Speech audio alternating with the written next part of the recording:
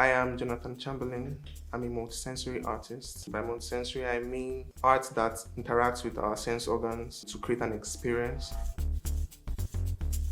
Art started with me from childhood as a means of escaping anxiety. I used to have pages of books. I still have one till today, where I just document my emotions. It doesn't have to make sense. It doesn't really have to coincide. But at the end of everything, it actually just comes up to be something. The etymology of my works are somewhat scientific because, you know, thought production. Thought production is sort of it exists in a time called the millisecond. And for my work, I look at the small things because every time when you enter into the world, what you see people looking at are the the things that are in our faces, the hugest place to get to. Everybody's just about pursuing something bigger than them. And if you look at structure of anything, you realize that something can be big, but its mechanics are small. So you have to look at the small things for you to be able to understand the big things. So that's what a time of grief in my life after I lost my dad taught me. And that's how I put them in my work. I call the place where my artists stay as the scenario of the millisecond. Our sense organs, that's our skin, our eyes, our nose, they bring in 25 million bits of information and they bring it to the brain for processing. But you see, because of our reflexes and our behavioral pattern were built from when we were little, we just process only 16 bits. So I now realize where do the rest go? Because it's a period called compression. Where do the rest go? I just reimagine that place, what it will look like.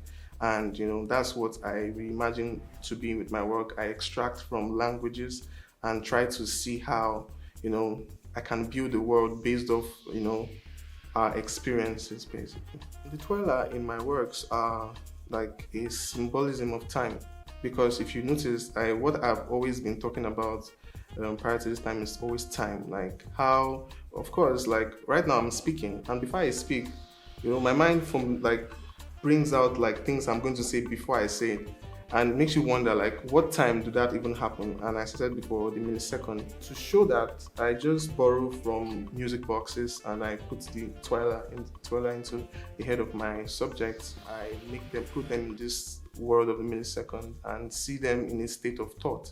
I believe empathy to be one of my driving forces. So at the point in which I or someone beside me or close to me is experiencing some things in life, with the element of empathy, I'm always in their lives, so trying to make it happen and all. So when I'm creating works unconsciously, they come into the picture, and so I put them in, and that's how I get my subjects for my work. For this work, I'm going to be introducing new techniques. I'm going to be using monographs. I'm going to be using mixed media, to enunciate the different perspectives of my work. So the title of this series is A Moment with My Lemons, and it's gotten from the saying, when life gives you lemons, you make lemonade out of it.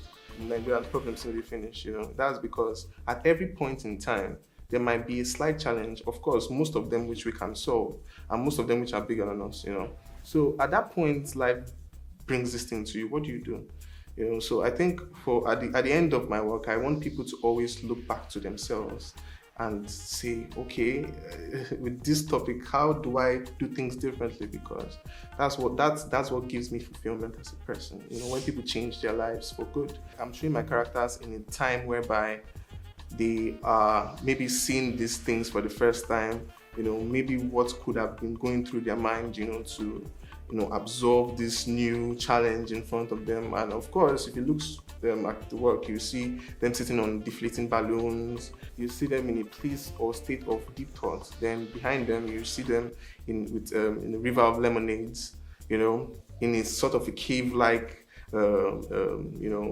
scenery. So it's just that enclosed space that we go to when we're trying to make decisions for ourselves. The biggest question I want to ask with my work is, how do we spend our time? What do we consider important? We have rat races everywhere and everybody's trying to make some bread. For my work, I try to see how people can, have a moment of retrospection, towards themselves and see what they can improve or what steps they are taking wrongly, especially towards creating tangible things. My biggest inspiration is Frida Kahlo. That's my inspiration right there. She is one of a kind. Her mind is so unconventional. I like the fact that she makes places out of her work, mental places, and that's a very huge inspiration for me. As I said before, growing up, I always had anxiety pads where I scribbled with color pencils. So that's how I was able to, when I'm speaking and enunciate, so it helped me through a period of crippling anxiety, and my father was always there for me. So having that, as a coping mechanism, I cannot really stop. So that's how it metamorphosed into art.